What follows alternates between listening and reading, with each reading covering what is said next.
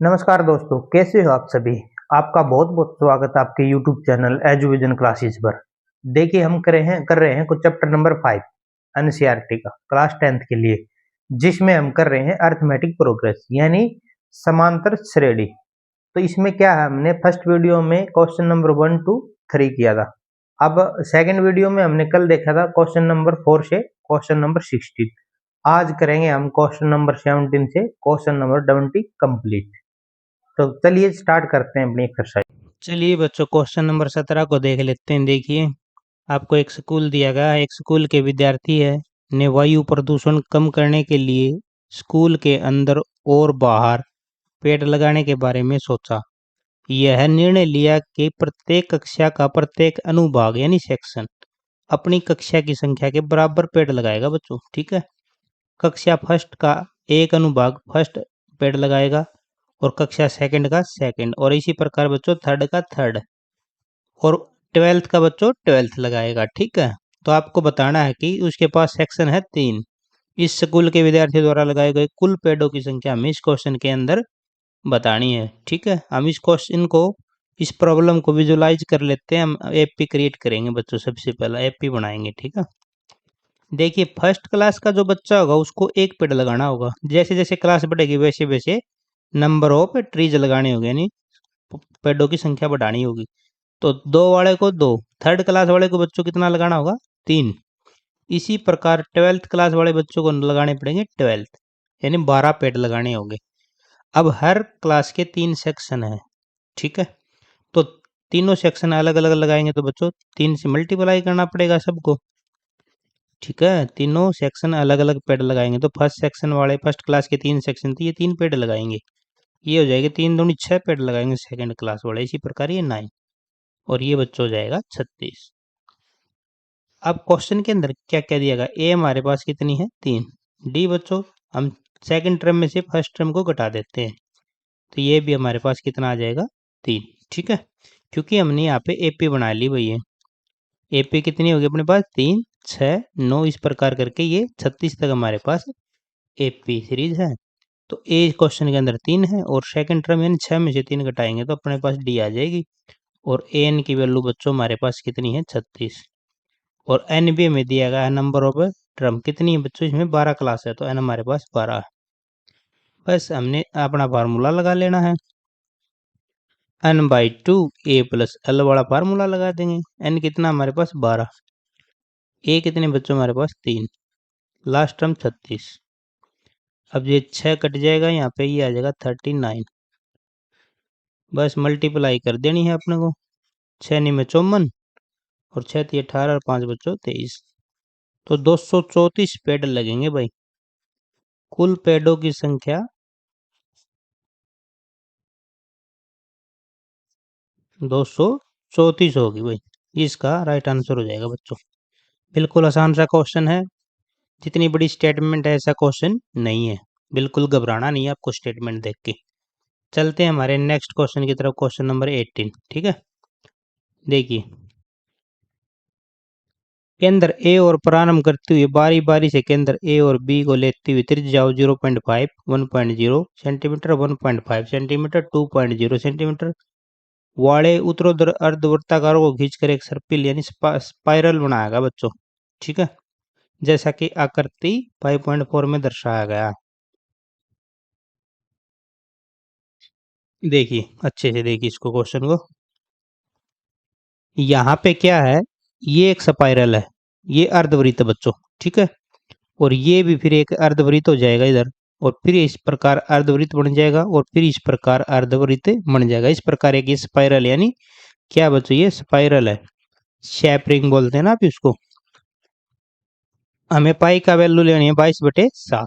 बस question solve करते हैं, आसान सा क्वेश्चन बिल्कुल। देखिए यहाँ पे अगर मैं बात करता हूँ बच्चों अपनी एपी बनाने की, तो यहाँ पर रेडियस जो है ना, रेडियस 0.5 सेंटीमीटर क्वेश्चन के अंदर दी गई है हमें। ये 1.5 है, 0.5, 1, 1.5, 2.0, इस प्रकार ये हम एपी बना लेंगे। तो देखिए सबसे पहला इसको L1 भी कह सकते हैं, 0.5 और पाई। पाई क्यों लगाना है, क्योंकि जो होता है ना हमारा अर्धवृत्त, अर्धवृत्त का परिमाप क्या होता है बच्चों, वो आपको पता होना चाहिए फार्मूला। हमारे पास होता पाई आर, ये फार्मूला हमारे पास होता है।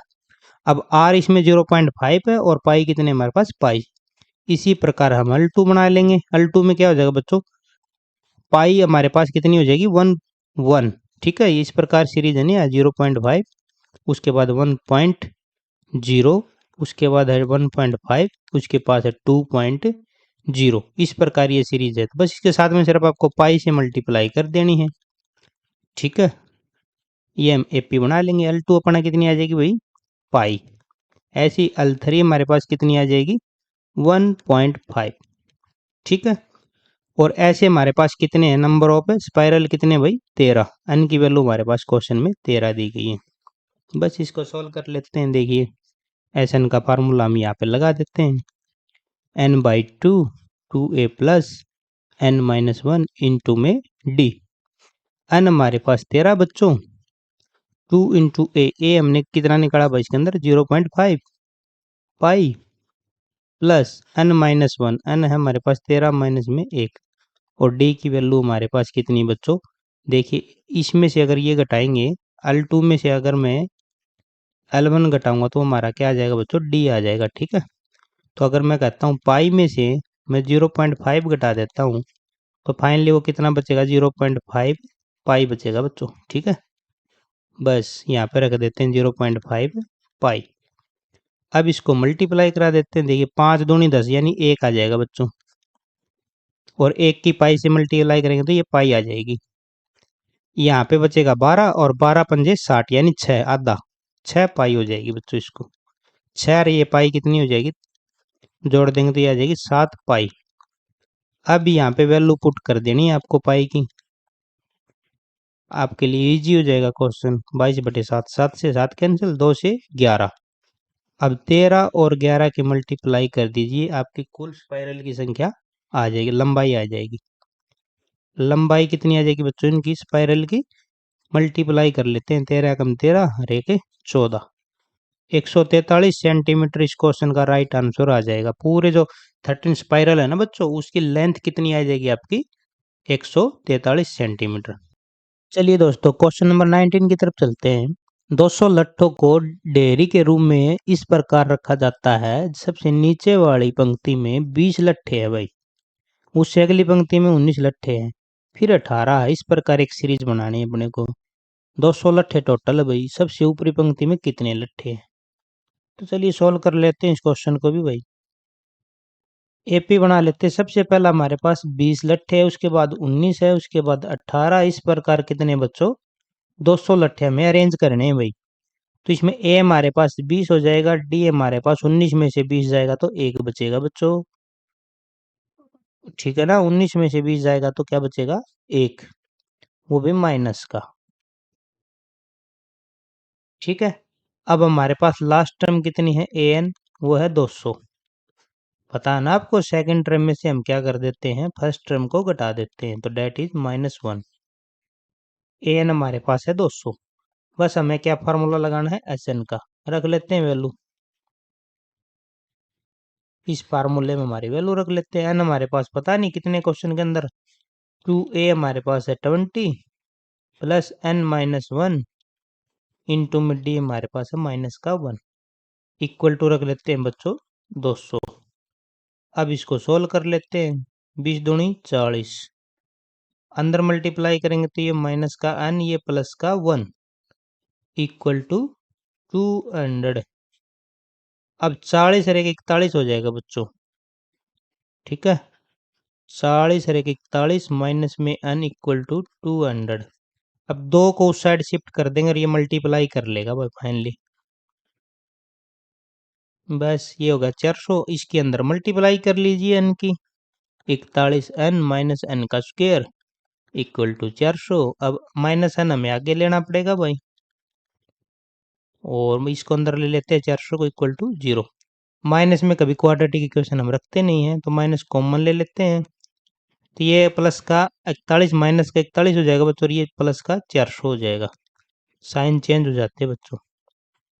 फाइनली हमारे पास ये क्वाड्रेटिक इक्वेशन आ गई भाई, ठीक है। अब हमें इसमें फैक्टर बनाने हैं। देखिए मल्टीप्लाई करेंगे तो 400 और जोड़ेंगे तो माइनस का 41 आना चाहिए। ऐसे दो ही फैक्टर होते हैं बच्चों, 25 और 16। तो 25n माइनस में 16n प्लस का 400 इक्वल टू 0। यहाँ से हम कॉमन ले लेते हैं, यहाँ से कॉमन ले लेते हैं, तो यहाँ से लेंगे कॉमन बच्चों n, तो अंदर बचेगा n माइनस में 25। अगर यहाँ से मैं 16 कॉमन ले लेता हूँ तो यहाँ भी n माइनस में 25 हमारा बच जाएगा।